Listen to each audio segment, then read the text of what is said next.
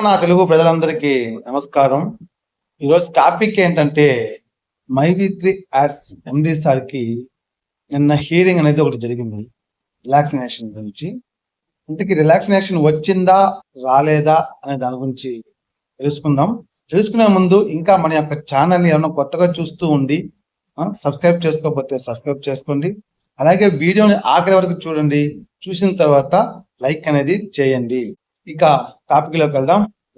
మైవి3 ads ఎంతో గొప్పగా ప్రారంభమై అత్యద్భుతంగా తక్కువ కాలంలో చాలా మందికి దగ్గరైన మైవి3 యాడ్స్ ఇప్పుడు చాలా చాలా చాలా బ్యాడ్ గా తయారవుతారు.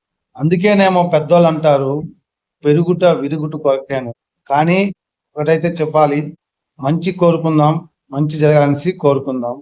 మైవి3 యాడ్స్ మళ్ళా ప్రారంభం అవ్వాలి.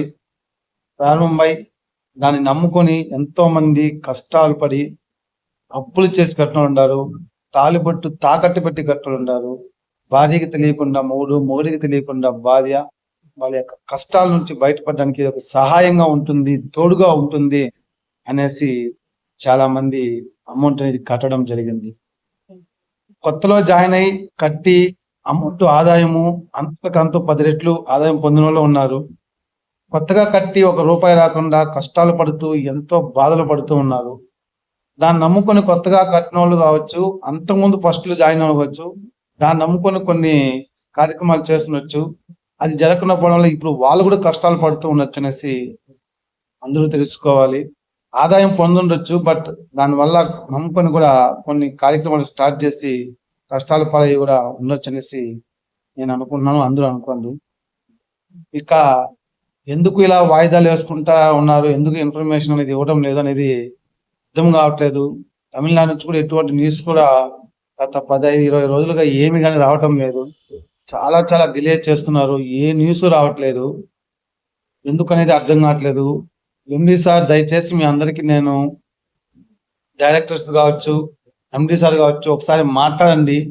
ఎవరిద్దరో దగ్గర ఏదో ఒక ధైర్యాన్ని ఇచ్చేటట్టుగా ప్రజలకు ఒక మాట మాట్లాడండి. హంబుల్ రిక్వెస్ట్ చేస్తున్నాను దయచేసి. ఇక నిన్న జరిగిన కోర్టులో రిలాక్సినేషన్ హీరింగ్ ఇది ఏమైందంటే మరొకసారి మనకు వాయిదా అనేది పడింది. అది ఎప్పటికంటే మార్చ్ 5, 2025కి వాయిదా అనేది పడింది. ఆ రోజున రిలాక్సినేషన్ వస్తుందో రాదో తెలియదు, కానీ వాయిదాలు అయితే బ్రహ్మాండంగా పడుతుంది. ఆ రిలాక్సినేషన్ వచ్చేస్తే ఎండి సార్ మాట్లాడతారని అంటున్నారు. వచ్చిన తర్వాత మళ్ళా ఎటువంటి టర్మ్స్ అండ్ కండిషన్స్ పెడతారనేసి భయం కూడా ఉంది. ఎందుకంటే వచ్చి ఆయన దగ్గర 5 months అవుతా ఉన్నా సరే ఇంకా టర్మ్స్ అండ్ కండిషన్స్ ఎందుకు పెడుతున్నారో అర్థం కావట్లా. మర్డర్లు, మానభంగాలు చేసిన వాళ్ళకి బెయిల్ ఇచ్చేసి హ్యాపీగా స్వచ్ఛంగా తిరుగుతున్నారు. బట్ ఆయన సంపాదించిందంటూ ఏమీ లేదు. వచ్చిన అమౌంట్ను వచ్చినట్టుగా పిల్లలకు వేసేసాడు. ఆయన దగ్గర ఏమీ లేదు, తను ఎంజాయ్ చేసింది లేదు. మనమన్నా ఇంట్లో ఉన్నాము, ఆయన కొన్ని రోజులు జైల్లో గడిపి వచ్చినాడు. అసలు ఎలా ఆలోచన చేయాలో కూడా తెలియడం లేదు, ఏం జరుగుతుందో కూడా తెలియటం లేదు. Wait and watch. కానీ మంచిగా జరగాలని మనస్ఫూర్తిగా కోరుకుందాం.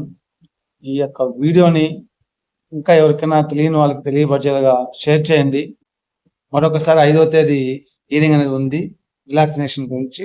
ఆ రోజు ఏం జరుగుతుందో తెలుసుకుని ఫర్దర్ వీడియో అనేది మీకు వేయడం జరుగుతుంది. అంతవరకు భారత్ మాతాకి జై.